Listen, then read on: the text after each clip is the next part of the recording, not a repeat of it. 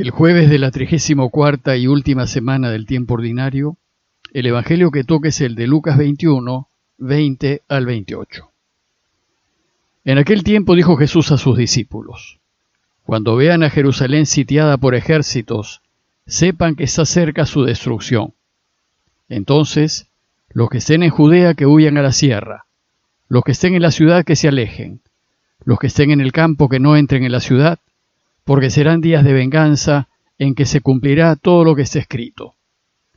Ay de los que están encinta o criando en aquellos días, porque habrá angustia tremenda en la tierra y un castigo para este pueblo. Caerán a filo de espada, los llevarán cautivos a todas las naciones. Jerusalén será pisoteada por los gentiles hasta que a los gentiles les llegue su hora. Habrá signos en el sol y la luna y las estrellas, y en la tierra angustia de las gentes, enloquecidas por el estruendo del mar y del oleaje. Los hombres quedarán sin aliento por el miedo y la ansiedad ante lo que se les viene encima al mundo, pues las potencias del cielo temblarán. Entonces verán al Hijo del Hombre venir en una nube con gran poder y gloria. Cuando empiece a suceder esto, levántense, alcen la cabeza, que se acerca su liberación. En esta semana final del tiempo ordinario de reflexiones de la Iglesia, el tema es el fin. Ya Lucas nos dijo que al mundo y a la Iglesia nos esperan tiempos difíciles, pero que no debemos tener miedo. Luego nos dijo que la Iglesia será perseguida, pero que no temamos, pues Dios estará de nuestra parte. Y hoy nos dice que Jerusalén, la ciudad de Dios, será destruida. De hecho, la destrucción de Jerusalén es el centro de la atención de este capítulo, ya que es una de las más claras señales del fin de los tiempos. Y es así como empieza el texto. Dice Jesús en Lucas: Cuando vean a Jerusalén sitiada por ejércitos, sepan que está cerca su destrucción. Probablemente Lucas se refiere aquí a los hechos sucedidos en el año 70 después de Cristo, cuando el general Tito destruyó la ciudad. Tengamos presente que Lucas escribió su evangelio unos 20 años después de la caída de Jerusalén y seguramente fue testigo de lo que sufrió el judaísmo y la iglesia en esa ocasión. Pero más que la destrucción de Jerusalén, lo que más dolió al judaísmo fue la destrucción de su templo. Para poder darnos una idea de lo que esto significó, les ofrezco unas notas adicionales. El primer templo, aquel construido por el rey Salomón en el siglo X a.C., fue destruido 4 siglos después por el rey Nabucodonosor II. Esto significó una gran deportación de judíos a Babilonia, donde actualmente está Irak. A este acontecimiento se le conoce como el exilio en Babilonia. Según el profeta Jeremías, fueron 70 años de exilio, pero muchos historiadores sostienen que fueron solo 50. En cualquier caso, fueron muchos años. Y los exiliados judíos solo soñaban con volver a Jerusalén para reconstruir el templo. Y esta vuelta sucedió cuando los persas derrotaron a los babilonios. Entonces el rey persa Ciro permitió a los hebreos regresar a Jerusalén y reconstruir su templo. El segundo templo fue construido por Zorobabel con una ayuda económica del rey Ciro. Y la construcción de este segundo templo demoró 20 años. Si bien fue una construcción magnífica, esta no fue tan espléndida como la del primer templo. 5 siglos más tarde, el rey Herodes el Grande gobernaba Israel. De hecho, gobernó al pueblo judío desde el año 37 al año 4 a.C. Herodes vivía cuando nació Jesús y se le conoció como un rey déspota y sanguinario. Pero Herodes fue un rey constructor y muy amante de la arquitectura. Así es que en el año 19 a.C.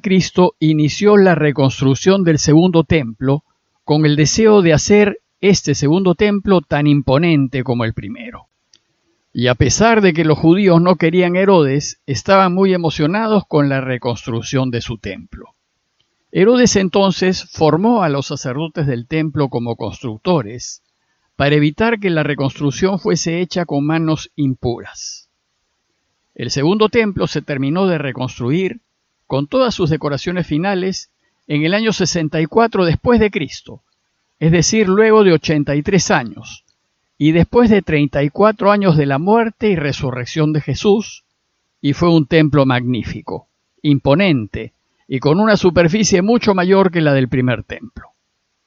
Durante la vida pública de Jesús, según Juan 2:20, el templo ya llevaba 46 años reconstruyéndose, y durante su vida pública la mayor parte del templo estaba terminada. A la vista del templo ya bastante avanzado, los discípulos de Jesús alaban su belleza. Bueno, pues cuando recién nació la iglesia, con la resurrección de Jesús y Pentecostés, el cristianismo vivió sus primeros años como parte del judaísmo, pues todos sus miembros eran judíos, seguidores de Jesús. Y por tanto, además de celebrar la Eucaristía y de celebrar la pasión y muerte y resurrección de Jesús, los cristianos iban al templo y a la sinagoga y observaban todas las fiestas y oraciones judías, ya que todos los primeros cristianos fueron judíos. Se puede decir que recién a partir del año 49 después de Cristo, cuando la Iglesia decide admitir al bautismo a los paganos, a los no judíos, es que se produce la ruptura con el judaísmo. Y a partir de ese momento, poco a poco, el cristianismo y el judaísmo se fueron separando. Pero el templo ya completamente terminado no duró sino 6 años, pues 2 años después de haber concluido su reconstrucción, se produjo un incidente en Jerusalén que dio inicio a un levantamiento de los judíos contra los romanos. Y en el año 66 después de Cristo comenzaron las guerras judías. Entonces, 3 legiones romanas avanzaron sobre Jerusalén y los judíos empezaron a huir de la ciudad. Y de esto nos habla el texto de hoy, pues dice: entonces los que estén en Judea que huyan a la sierra, los que estén en la ciudad que se alejen, los que estén en el campo que no entren en la ciudad, porque serán días de venganza en que se cumplirá todo lo que está escrito. Ay de las que estén encinta o criando en esos días, porque habrá angustia tremenda en esta tierra y en castigo para este pueblo. Por su parte, la iglesia, ya bastante distanciada del judaísmo, abandonó Jerusalén y se refugió en la ciudad de Pela, al otro lado del Jordán, en la Decápolis, en donde se desarrolló en paz en los años que siguieron. Los romanos, con muy poca resistencia, tomaron Jerusalén en el año 70, arrasaron la ciudad y destruyeron completamente el segundo templo, dejándolo solo en cimientos. Hoy solo los cimientos se pueden apreciar y es allí donde hoy van los judíos a orar. La resistencia judía, principalmente de celotas, salió de Jerusalén y se refugió en el Mar Muerto, atrincherándose en Masada, que había sido fortaleza de Herodes el Grande. Los judíos en Masada, rodeados por el ejército romano, resistieron hasta el año 73, y cuando vieron que ya no podían resistir más, se suicidaron todos. Solo vivió una mujer para contarlo, pues no quiso que muriesen sus 5 hijos. Con esta terrible derrota, el judaísmo quedó sepultado por casi 2000 años. Y como dice el texto, con la caída de Jerusalén empezó el tiempo de los gentiles. Caerán a filo de espada, dice el texto, y los llevarán cautivos a todas las naciones. Jerusalén será pisoteada por los gentiles hasta que a los gentiles les llegue su hora. En el año 132 después de Cristo hubo un intento judío de restauración, pero el emperador Adriano eliminó el levantamiento e hizo de Jerusalén una ciudad pagana, llamándola Aelia Capitolina en honor al dios Júpiter, y construyó un templo pagano sobre las ruinas del templo judío. Con el emperador Constantino, a inicios del siglo IV, los cristianos gobernaron la ciudad, pero en el año 637 después de Cristo la ciudad fue invadida por los musulmanes, y sobre la explanada del templo construyeron 2 mezquitas. Por todas estas guerras y conquistas y cruces de religiones, hasta hoy Jerusalén es un foco de permanente tensión. Sin embargo, el texto de hoy dice que la destrucción de Jerusalén no será el fin. Todavía faltan acontecimientos por venir antes de que Jesús vuelva por segunda vez.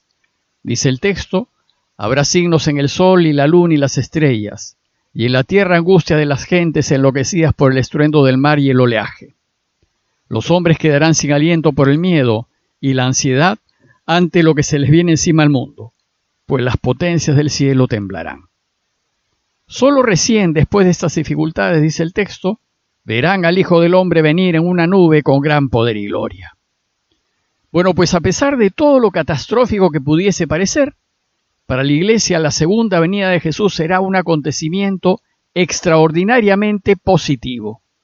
Y por eso el texto de hoy termina con una afirmación muy esperanzadora. Pues dice Jesús: cuando empiece a suceder esto, levántense y alcen la cabeza, pues se acerca su liberación. La segunda venida del Señor será tan buena para la Iglesia y para el mundo que constantemente le pedimos a Dios que vuelva. Se lo pedimos en la Eucaristía y en el Padre Nuestro: que venga tu reino, Señor, ven, Señor Jesús.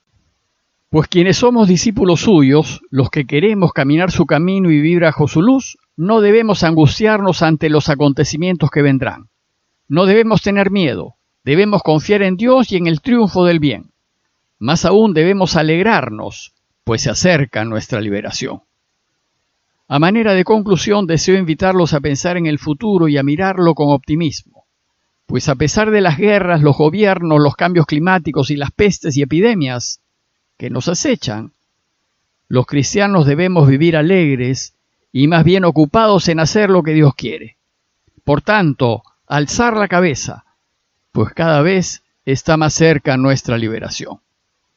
Pidámosle al Señor que nos dé su gracia para no caer en el pesimismo y en la desolación ante las dificultades de la vida, sino más bien enfrentarlas llenos de esperanza, con la total certeza de saber que Él está siempre con nosotros. Parroquia de Fátima, Miraflores, Lima.